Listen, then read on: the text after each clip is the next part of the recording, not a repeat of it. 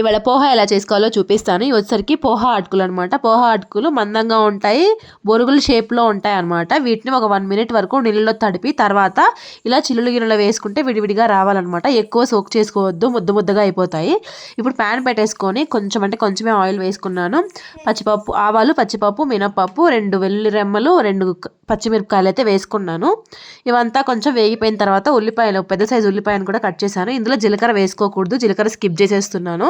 కొంచెం పసుపు కూడా వేసేసుకొని మొత్తం బాగా ఫ్రై చేసుకోవాలన్నమాట. ఉల్లిపాయలు మగ్గితే సరిపోతుంది. ఇందులోనే పసుపు, ఉప్పు, కారం కూడా వేసుకుంటున్నాను. కారం ఎక్స్టర్నల్ అనమాట, మనకు కావాలంటే వేసుకోవచ్చు, లేకపోతే లేదు. యాక్చువల్గా పోహాలో పచ్చిమిరపకాయలు వేస్తాం కాబట్టి కారం వేసుకునే అవసరం లేదు.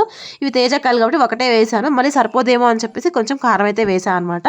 తర్వాత మనకి ఏమన్నా మెంతికూర కావాలంటే వేసుకోవచ్చు. నేను ఇక్కడ కొత్తిమీర అయితే యాడ్ చేసేసుకున్నాను. ముందుగా తడిపి పెట్టుకున్న పోహా అటుకులు ఏదైతే ఉన్నాయో వాటిని కూడా వేసేసి బాగా కలిపేస్తున్నాను అనమాట. ఇందులో వెల్లుల్లి కంపల్సరీగా వేసుకోవాలి. ఇలా కలుపుతున్నాడో లేదో అలా జారిపోయింది. ఇదే నాన్ స్టిక్ ప్యాన్స్తో తలకాయ నొప్పి అనమాట. చేయి కాలిందనే అనుకున్నా, ఆల్మోస్ట్ దాని హ్యాండిల్ కాలింది కొంచెం.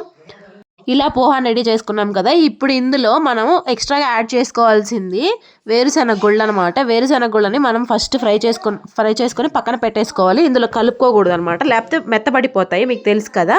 250 రూపాయలకి బెడ్షీట్స్ వస్తున్నాయంటే నమ్ముతారా? నేను ట్యాగ్ ప్రొడక్ట్లో లింక్ ఇస్తాను, కావాలంటే చెక్అవుట్ చేసేయండి. ప్యూర్ కాటన్, చాలా పర్ఫెక్ట్గా ఉంది.